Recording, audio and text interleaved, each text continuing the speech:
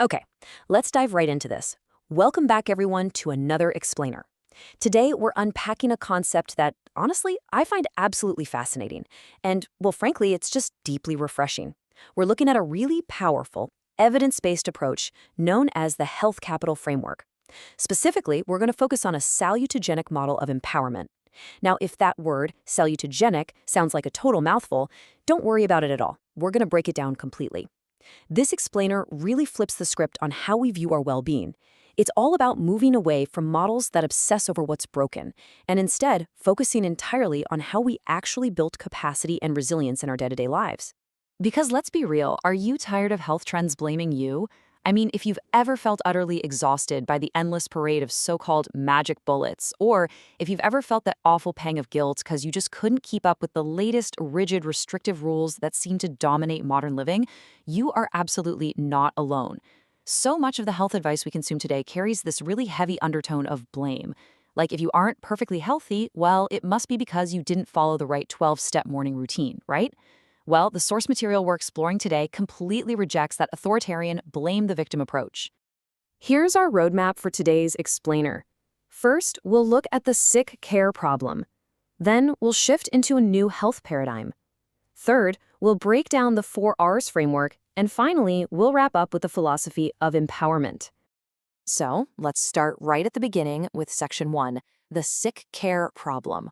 And this brilliantly illustrates exactly what that problem looks like, and, more importantly, what the alternative is.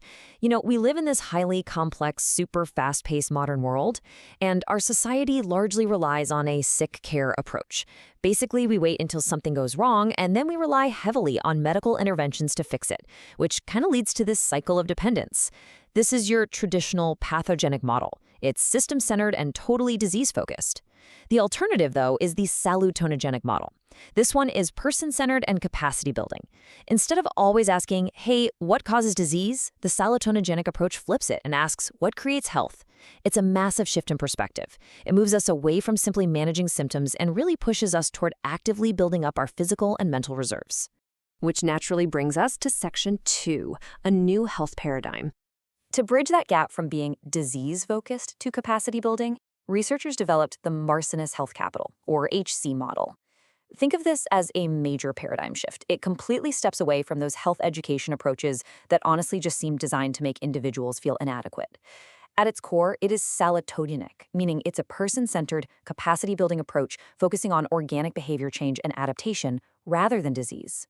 The key phrase to remember here is organic behavior change. This isn't about forcing yourself into some unnatural lifestyle. Actually, scratch that. It's more like adapting smoothly within the actual realities of your own life.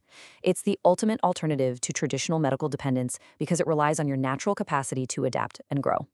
Let's see how this actually builds into a functional map of our lives.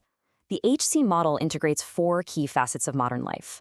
We've got social condition, emotional states, health behavior, and biological process. Now, most traditional models only look at health behavior, like your diet and exercise, or biological processes, like genetics or viruses. But the health capital framework, it gives equal weight to our social conditions and, crucially, our emotional states. In fact, the researchers highlight one of these as the absolute anchor of the entire system. So here's the absolute crucial point. Emotional states are at the core of building health. This is exactly what makes the Marcinus Health Capital model so incredibly unique compared to anything else out there. It's literally the only model that explicitly places your emotional state at the very center of building health. It acknowledges that, hey, you cannot simply behavior hack your way into wellness if your emotional state is being completely ignored or worse, compromised by guilt, stress, or those rigid, joyless routines we talked about earlier. Knowing that emotional states are at the core is great in theory, but how do we actually operationalize that? Let's move into Section 3, the 4 Rs framework. How do we make this work on, say, a random Tuesday morning when you're just rushing to get out the door? Well, the researchers distilled this approach down to 4 highly practical, everyday principles that provide a clear, coherent alternative to traditional medical dependence. Here are the 4 Rs, and honestly, they are such a breath of fresh air. Number 1, it reduces over-medicalization. It challenges the whole idea that every normal human struggle needs a medical intervention. Number 2, it restores enjoyment of life. I mean, imagine that, a health model that actually prioritizes your quality of life rather than just constantly managing your symptoms. Number 3, It removes rigid rules. There are absolutely no magic bullets here. You can officially stop feeling guilty that you aren't waking up at 4 a.m. to take an ice bath while chugging kale juice. And number 4, it recognizes real-life challenges. It acknowledges the very real, very messy complexities of modern living without ever placing the blame on your shoulders for simply doing your best. The central mantra of the Health Capital framework is beautifully simple. Your health, your life, your informed decision. It treats you, the viewer, as the ultimate unquestionable authority over your own body and your own choices. It is fundamentally about empowerment. You are armed with information, and from there, you are totally trusted to make the decisions that best fit your own unique circumstances. And that brings us perfectly into our fourth and final section today, the philosophy of empowerment. Now, what's really interesting about this slide is how it frames this entire lifestyle shift. By challenging our default reliance on professional intervention for every single aspect of our well-being, this framework shifts the power dynamic entirely. Traditional care, it's built on prescription, judgment, and coercion. You're told exactly what to do and then judged if you fail. The Health Capital approach completely removes those factors. In their place, it relies on informed autonomy, no blame, and organic change. It completely deflates that intense pressure cooker environment that so many of us associate with trying to be healthy. Ultimately, adopting this mindset shifts control entirely back to you, the individual.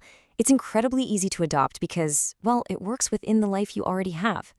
Crucially, there is zero financial burden here. You definitely don't have to go buy expensive supplements or pricey gym memberships to practice informed autonomy. And above all, there is absolutely no blame attached to the process. It's a model of just unmatched accessibility. So, I want to leave you with this final provocative thought. If health isn't about rigid rules, avoiding blame, or following strict prescriptions, what will you choose to build today? You have the autonomy. You have the understanding that your emotional state is your actual foundation. I really encourage you to take this framework, ditch the guilt, and start building your own health capital entirely on your own terms. Thank you so much for joining me for this explainer, and I will see you next time.